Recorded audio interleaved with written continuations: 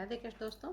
सावन मास का गुरुवार और हरियाली मास भी है, तो हमें हरियाली मास पे गुरुवार पे हमें क्या उपाय करना चाहिए, कैसे शिवलिंग की पूजा करनी चाहिए, कैसे अपने लड्डू गोपाल को भोग लगाना चाहिए, सब मैं आपको इस वीडियो में बताऊंगी। हरियाली मास है, आप अगर किसी नदी पे नहा सकते हैं तो जाके नहाइए, और नहीं नहा सकते तो कोई बात नहीं, क्योंकि आजकल का जो लाइफ है वो बहुत व्यस्तता है, तो उसमें हम कहीं बाहर जाके ये कार्य नहीं कर सकते। तो आप अपने नहाने के पानी में सबसे पहले बाल्टी में थोड़ा सा गंगा जल डालिए, उसके बाद पूरी बाल्टी को जल से भरना। ध्यान रहे दोस्तों कि कभी भी जल से भरे हुए किसी भी पात्र में गंगा जल नहीं डालना चाहिए, नहीं तो वो मदिरा के समान हो जाता है। इसलिए पहले गंगा जल डालना चाहिए, चाहे 2 बूंद डालें, उसके बाद जल भरना चाहिए, ताकि वो पूरा गंगा जल बन जाता है। ऐसा ही हम दूध के साथ भी करते हैं। अगर हम कच्चे दूध की पहले डालते हैं, उसके बाद तो वो पूरा दूध ही कहलाता है। इसलिए आप पहले गंगा जल डालिए, फिर पूरी बाल्टी को जल से भरने के बाद उससे स्नान करिए, जितनी जल्दी हो उतनी। 6-6:15 बजे तक आप अगर ये सब करते हैं, उसके बाद सूर्य भगवान को अर्घ्य दीजिए। आसपास कोई भी शिवलिंग हो, प्राण प्रतिष्ठित शिवलिंग हो, वहाँ पर आपको ये पूजा अर्चना करनी है। आप पीतल का लोटा लीजिए, उसमें कच्चा दूध डालिए, गंगा जल डालिए, थोड़ी सी पिसी हुई मिश्री डालिए और थोड़ा सा उसमें केसर का टुकड़ा डालिए, और पूरा लोटा जल से भरने के बाद उसे रख लीजिए। और एक साथ जो भी आप बेलपत्र चढ़ाते हैं उनको लीजिए, उनको अच्छे से धो के उनका डंठल तोड़िए, और जो केसर चंदन आता है उससे राम नाम उस पर आपको लिखना है।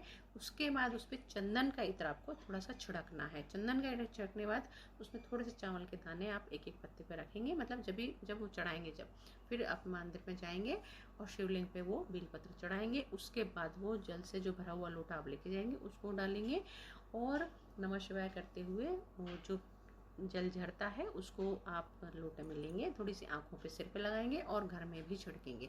और रही दान की बात, तो कल आप आटा, घी, शक्कर, नमक, चावल, इन सब का जितना हो उतना दान करिए। समर्थ नहीं है तो एक एक कटोरी भी आप दान कर सकते हैं, पर कल करिए जरूर। अगर कल ऐसा करते हैं तो आपको डबल फायदा होगा, एक तो सावन का भी आपको दान लगेगा और हरियाली मास का भी दान लगेगा। आपके आसपास अगर मान लो नंदी आता है डेली, आपके मोहल्ले में, गली में, कहीं भी आपको नंदी दिखता है, तो उसको भी आप कोई भी सफ़ेद चीज़ उसको खिलाइए। सफ़ेद चीज़ का मतलब है कि आप जैसे चावल बना के भी खिला सकते हैं। अगर चावल बना के आप खिलाते हैं, उसमें थोड़ी सी शक्कर, थोड़ा सा घी डालिए, फिर नंदी को खिलाइए और अपनी मनोकामना बोलिए। देखिए आपकी मनोकामना बहुत जल्दी पूरी होगी। गायों को चारा कल जरूर खिलाइए, और चींटियों के लिए भी आटा, शक्कर, घी जरूर। कल जैसे पुनर्वसु नक्षत्र है, पुनर्वसु नक्षत्र में हम देखा जाए तो बांस के पेड़ को प्रणाम करते हैं, लेकिन अगर बांस का पेड़ नहीं मिलता, आप नीम के पेड़ पे भी ये कर सकते हैं, पीपल के पेड़ पे भी ये कर सकते हैं, और शमी के पेड़ पे भी ये आप कर सकते हैं। चींटियों के लिए आटा, घी, शक्कर डाल सकते हैं, और डालना चाहिए, क्योंकि कल हरियाली मास है।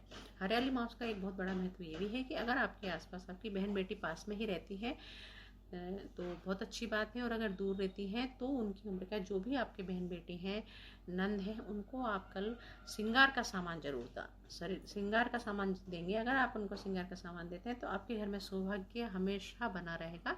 इसलिए कल ये आप कार्य जरूर करिए। ज़्यादा नहीं कर सकते तो एक एक कड़ाही दीजिए, पर दीजिए जरूर। किसी भी मंदिर में, राधा कृष्ण के मंदिर में, प्राण प्रतिष्ठित जो भी राधा कृष्ण का मंदिर हो, वहाँ पर कल सफ़ेद रंग की पोशाक अगर आप चढ़ाते हैं या पीले रंग की पोशाक चढ़ाते हैं तो आपको बहुत फल मिलेगा। नहीं चढ़ा सकते तो कोई बात नहीं, आप पीला रेशमी वस्त्र भी चढ़ा सकते हैं, सफ़ेद रेशमी वस्त्र भी आप चढ़ा सकते हैं। थोड़ा सा चंदन का इत्र लगा के आप चढ़ा कर आइए, और वहाँ पर जो भी फल हो, कल जैसे कोई भी फल तो कल जैसे गुरुवार भी है, मास भी है, जो भी फल, आम हो, और जैसे जो भी फल आपको अवेलेबल हो जाए, कल जो भी जैसा भी आपको सुविधा बैठे वो फल का आप ज़रूर दान करिए।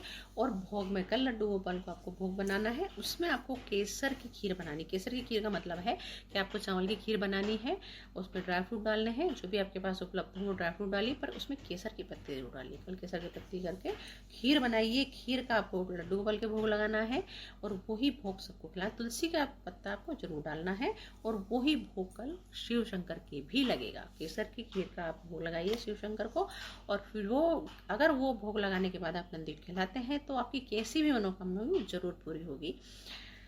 खीर जितना हो उतना जरूरतमंद हो आप खिलाइए। खीर का दान भी कर सकते हैं। अगर मान लो आपके पास समय कम है और ऐसा नहीं कर सकते तो आप चावल का दान भी ज़रूरतमंदों को दे सकते हैं। दूध का दान भी ज़रूरतमंदों को दे सकते हैं।